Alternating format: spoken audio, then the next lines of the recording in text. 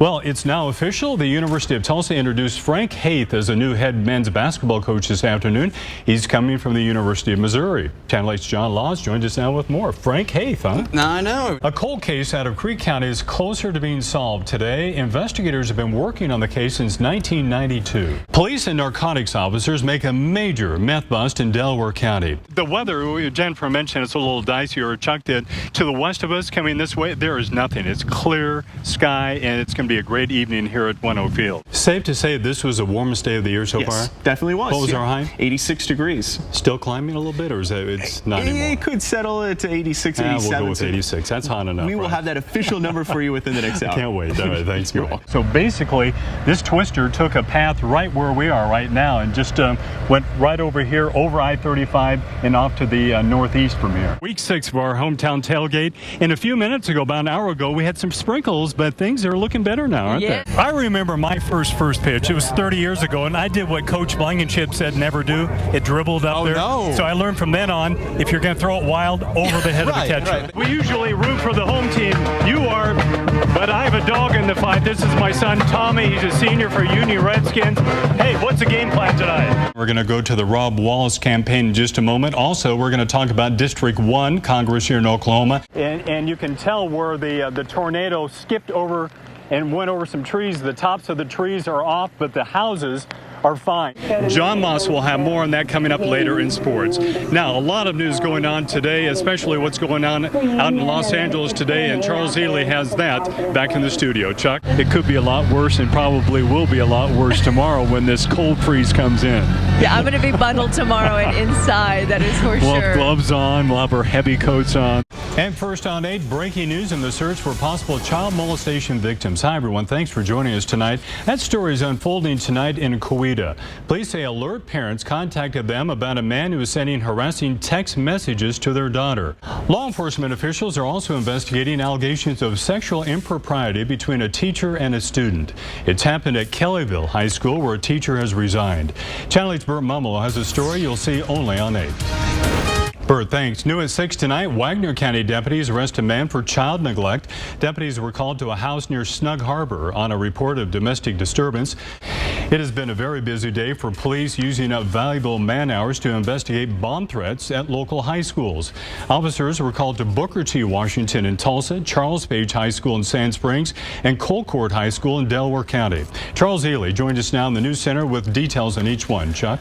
University of Tulsa names Frank Haith as their new men's basketball coach. John Laws joined us now with more on his new contract. And it was a search that took about 2 weeks. Meanwhile, Golden Hurricane students are talking about their new coach on campus.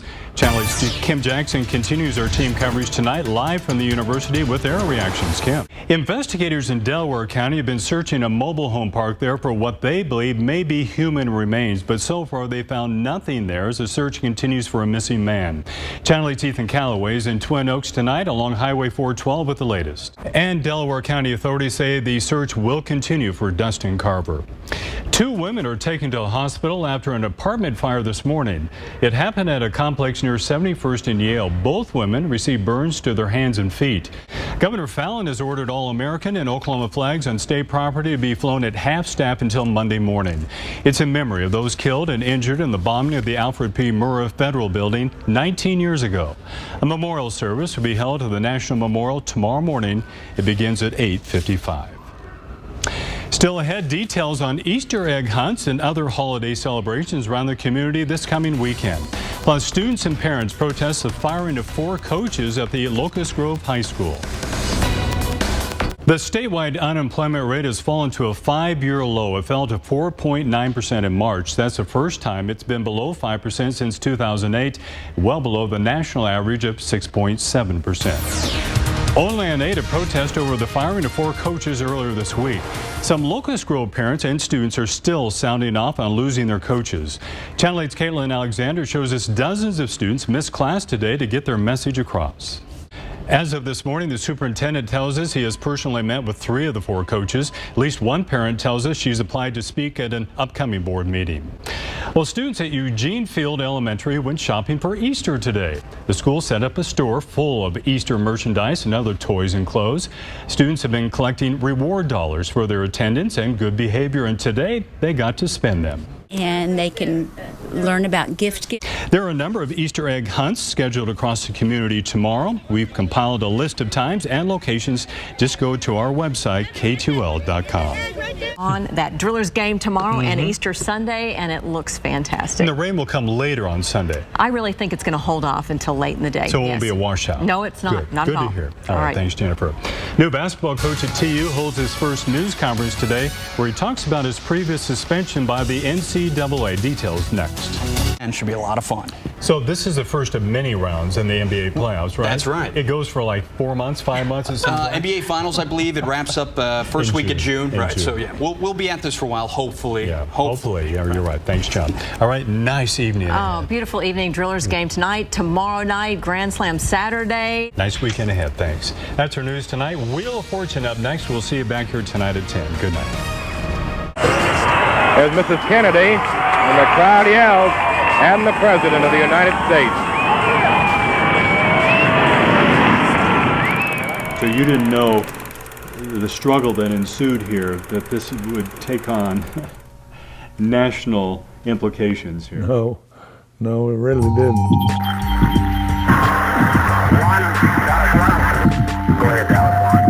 This is Walter Cronkite in our newsroom, and President Kennedy has been shot in Dallas, Texas. Good afternoon, ladies and gentlemen. You'll excuse the fact that I'm out of breath, but about 10 or 15 minutes ago, a tragic thing, from all indications at this point, has happened in the city of Dallas. here's the Texas School Book Depository. In grainy photographs and film and countless conspiracy theories, 11/22/63 sticks like a migraine in our collective memory. That President Kennedy is dead. There is still no official confirmation of this. Ray Hawkins has a memory of the day our president was assassinated no one else has. Didn't really dawn on me what had happened or the gravity of what was happening. He was a part of history that dark day in Dallas when he unknowingly met John F. Kennedy's killer face to face. And 81-year-old Ray Hawkins is retired today. 50 years ago, though, he was a young cop in Dallas, full of swagger. The confident smile and cool shades he wore as easy as a badge on his chest, and white-handled pistol sticking out from his hip. But mostly, Officer Hawkins worked traffic and accidents, even on the day the president came to town. Everybody was happy and looking forward to the president, and of course the kids were all lining the street with their little flags waving, and I would say it was very a joyous mood, I guess you might say. Certainly Hawkins has changed a lot since then, and so has Dallas. A half a century has a way of doing that. But parts of the city have been preserved to look much like they did 50 years ago. Today, 2 white painted X's on Elm Street in front of Dealey Plaza mark the exact spots where Kennedy was shot. Visitors rush there for a quick photo, or to look up at the 6th-floor corner window of the Texas School Book Depository where Lee Harvey Oswald waited to fire his rifle. Barely 3 miles away, the Texas Theater in Dallas's Oak Cliff neighborhood is still standing today. For more than 80 years, home to the biggest stars in Hollywood. But it's most famous for a visitor who slipped in without pain on the afternoon of 11/22/63. After killing Kennedy and then police officer J.D. Tippit, Oswald ended up here. It wasn't long before the theater was raining police, as Hawkins described the scene, and he had a front row seat to a real-life drama no movie script could ever make up. You didn't know that this man had just killed the President of the United States? No, I did not know then. He reminisced recently in the same movie theater, preserved much like it looked 5 decades earlier. Hawkins sitting directly behind where Oswald was first spotted. 3rd row, 5th seat in, watching War is Hell. Then the brief but violent confrontation between Oswald, Hawkins, and fellow officer Nick McDonald 3 seats closer to the aisle. Was it truly a life and death struggle? Yes, I would say that. Of course, we had more policemen than we did bad guys, but very easily someone could have gotten shot. In fact, as Oswald drew his pistol and aimed to fire, Hawkins says McDonald caught the hammer between his thumb and finger. It was that close. It was rather hectic for a while, yeah. And you slapped the cuffs on it? Yes, sir. The only words Hawkins remembers Oswald saying was, "I ain't done nothing," followed by screaming as they took him away. He recalls that Oswald was roughed up a bit during the arrest. Again, they didn't know he had shot the president. All they knew was that he had just killed one of their own, and they didn't like that one bit. Yeah, they roughed him up all right. Did you contribute to that? No, sir, not that I know of. Not that you know of. Not that I can remember. In other words, read between the lines. I didn't shoot anybody, sir. I haven't been told what I'm here for. He never saw Oswald again after that. Of course, 2 days later, Jack Ruby would shoot and kill Oswald in the basement of the Dallas police station.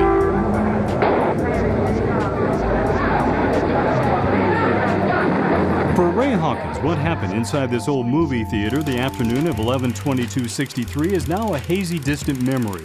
But one he says turned out as well as could be, and to play an important role in a slice of American history, dark as it may be, any actor who's graced the big screen here would be proud of. If there had to be something like this, well, it was great to be a part of it.